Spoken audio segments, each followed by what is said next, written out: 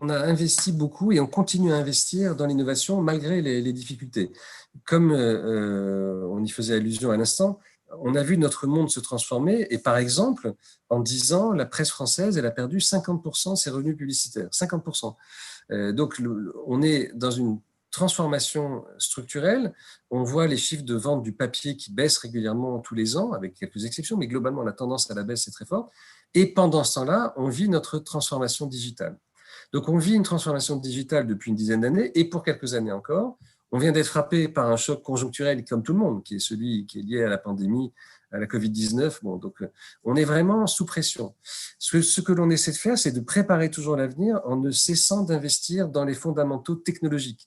Ça veut dire des systèmes de publication de contenu, des Content Management Systems, CMS, qu'on a mis en œuvre au sein des Échos pour le Parisien. On a adopté d'ailleurs le système, le CMS du Washington Post, qui est un très grand titre qui a développé ça et qui le vend dans le monde entier.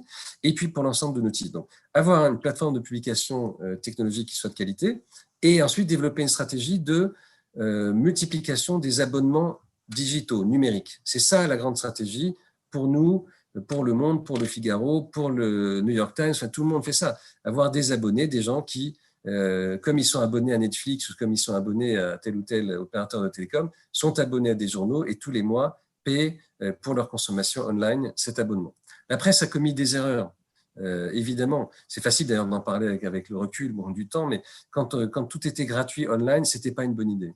Donner cette impression que c'est gratuit et que ça n'a pas besoin d'être payé online, ce n'était pas une bonne idée. Donc ça fait longtemps que maintenant tout ça a changé. Et il faut rétablir cette perception de la valeur et dire oui, on doit être prêt à payer 10 euros, 20 euros, 30 euros par mois pour avoir des contenus de qualité. Donc voilà ce qu'on fait.